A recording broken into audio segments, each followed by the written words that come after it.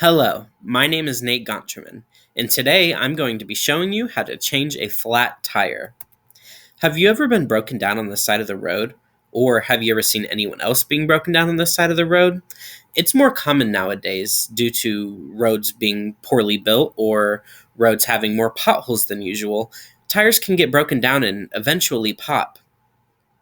Then you have expensive roadside assistance like AAA and other resources like that can cost you a lot of money. So it is very important to know how to be able to change your own tire and save yourself a little bit of cash. By the end of this speech, you'll know everything from gathering the right tools, following proper safety precautions, actually changing the tire, and finishing up the job. First, we'll talk about the tools that you need for the job. Having the right tools is very important. It can make a simple task like changing a tire become extremely hard. First, you will need a car jack. The car jack is the thing that you put underneath the car and you jack it up like this, and the car goes up so that you can change the tire and take it off. Then you need two jack stands. Jack stands are little pieces of metal that you go underneath the car, and they act as support so that if the car was to fall off the jack stands are there to help keep the car up in the air. Then you need a lug wrench. The lug wrench is that X looking tool that you can see, and you put that on the lug nuts. The lug nuts are what connect the tire to the car. Use that to either tighten them or loosen them so that you can remove the tire. You will need two 2x4s. You need the 2x4s because you need something big and blunt that is going to be able to chalk your wheels. When you chalk wheels of a car that you were working on, you take the two wheels opposite of the wheel that you were working on and you put pieces of wood underneath them.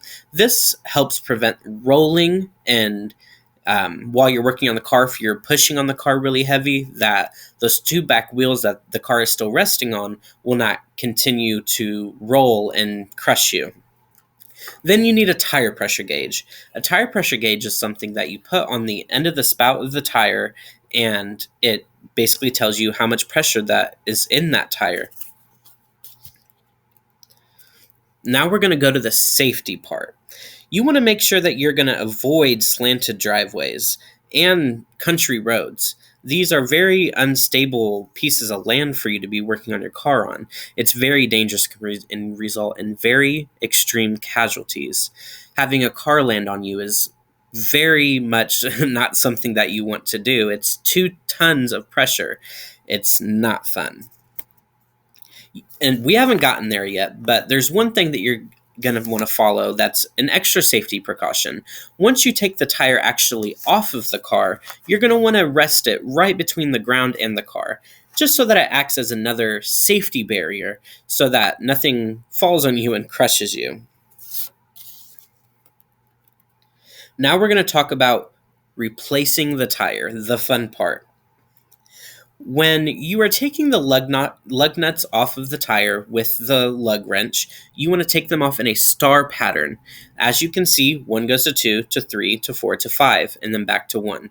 You want to keep following this process so that the tire is evenly balanced throughout the entire part of the car. You don't want one side having less pressure or more pressure than the other, because that can mess up how the rotation of the wheel works.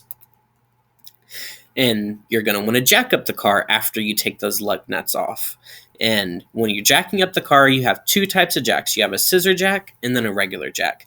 They both work, but a regular jack, as you can see on the right, is a little bit more sturdy. After you jack up the car, finish removing the lug nuts and take the tire off. Now that you have the tire off, go ahead and put that tire underneath the car and have that extra safety barrier. Then when the tire is off, put the replacement tire on and hand tighten those lug nuts in the same star pattern. You don't want to use the lug wrench yet though, because the car is still up in the air and you don't want to put all that force.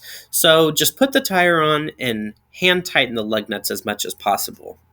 And then the next step that you're going to do is you want to take everything from underneath the car. You're going to remove the 2x4s that are chalking the wheels. You're going to remove that extra flat tire. You're going to remove the jack stands. And then very last, Depressurize the jack and let the car go back to the ground. Now that the car is on the ground, you're going to want to take your lug wrench and tighten up those lug nuts in that same star pattern so that there's, like I said earlier, no pressure more on one side than the other. This can affect the way your wheel rotates, and it can lead to an alignment needing to happen on your car. Finishing up the job. Now that we have the new tire on the car and everything's ready to go, here's some things that you can do. You might need to take it for a test drive. See how that new tire feels. Does it need more gas or less gas? Is there anything that you need to fix? Is a lug nut loose? Does it drive well? Do you need to replace maybe your other tires? Just see how it feels, and you'll know if there's anything wrong. Now, in conclusion, I hope that you all learn the proper tools, safety precautions, how to change a tire, and the extra steps you need to take to get the job done. Now that you have seen how to accurately change a tire, go try it for yourself. And as you've seen here, it can be easy and hassle-free. Thank you for watching.